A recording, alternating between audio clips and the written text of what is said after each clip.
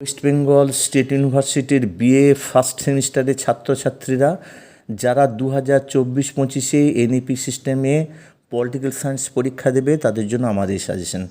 আমি মোট 10টা বড় প্রশ্ন দিচ্ছি, এদের মধ্যে 5টা স্টার চিহ্ন আছে, আশা রাখি এর মধ্যেই পেয়ে যাবে। আর সাধারণত আমার সাজেশন ফেলিয়ার হয় না, সে বিশ্বাস থেকে বলছি। এগুলোর মধ্যেই মোটামুটি সব প্রশ্ন কমন পেয়ে যাবে। দেখো, তোমরা জানো যে প্রথমে তোমাদের 5 নাম্বারে দুটো করতে হয়, আমি দিয়েছি 10টা। এখানে আছে এক, অধিকারের সংজ্ঞা ও প্রকারভেদ। স্বাধীনতা বলতে কী বোঝো? স্বাধীনতা ধারণা প্রকারভেদ। স্বাধীনতা ও সাম্যের সম্পর্ক। আইন ও স্বাধীনতা এবং আইন ও অধিকারের মধ্যে সম্পর্ক। বিভিন্ন ধরনের ন্যায় বিচার। জনগণের সার্বভৌমিকতা বা গণসার্বভৌমিকতা। আইনের অনুশাসন। ন্যায়ের উৎস। রুশোর সাধারণ ইচ্ছা আর স্বাভাবিক অধিকারের তত্ত্ব। এর মধ্যে কোনোটা আবার 10ও চলে আসতে পারে। ইউনিট 1 বড় 10 নম্বরের জন্য সার্বভৌমিকতা সংজ্ঞা দাও। সার্বভৌমিকতার একত্ববাদী তত্ত্বের ধারণা বা বৈশিষ্ট্যগুলি আলোচনা করো।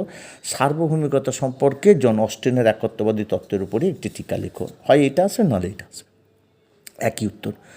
রাষ্ট্রের প্রকৃতি সম্পর্কে সামাজিক চুক্তি মতবাদের উপর একটি টিকা লেখো, অথবা রুশোর সামাজিক চুক্তি আসতে পারে।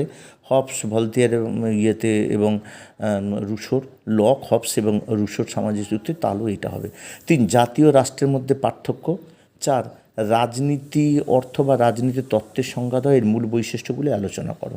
5, রাষ্ট্রের প্রকৃতি সম্পর্কে লকের ধারণা বিশ্লেষণ করা। এই সামাজিক যুক্তির মধ্যে লক আছে, কিন্তু পার্টিকুলার লকটা একটু বড় করে দেখতে হবে। 6, সার্বভৌমিকতার বহুত্ববাদী তত্ত্বটি সহ সমালোচনা সহ আলোচনা করো বা বহুত্ববাদী তত্ত্বের বৈশিষ্ট্যগুলি লেখো। এবার ইউনিট 2 হচ্ছে 7 হচ্ছে রলসের ন্যায় তত্ত্বের উপরে টিকা লেখো, বা ন্যায় বিচার কাকে বলে, ন্যায় বিচার সম্বন্ধে রলসের ধারণটি ব্যাখ্যা করো। ডেভিড হিল্টের গণতন্ত্রের মডেলগুলি আলোচনা করো। পরের 9, স্বাধীনতার সংজ্ঞা দাও এবং স্বাধীনতা রক্ষা কবচগুলি আলোচনা করো। আইনের সংজ্ঞা দাও, আইনের প্রকৃতি ও প্রকারভেদ আলোচনা করো বা আইনের ধারণাটি ব্যাখ্যা করো। যদি মনে হয় তোমাদের কাছে এই সাজেশনটা খুবই গুরুত্বপূর্ণ, তাহলে বন্ধুদের শেয়ার করে তাদেরও জানতে সাহায্য করবে।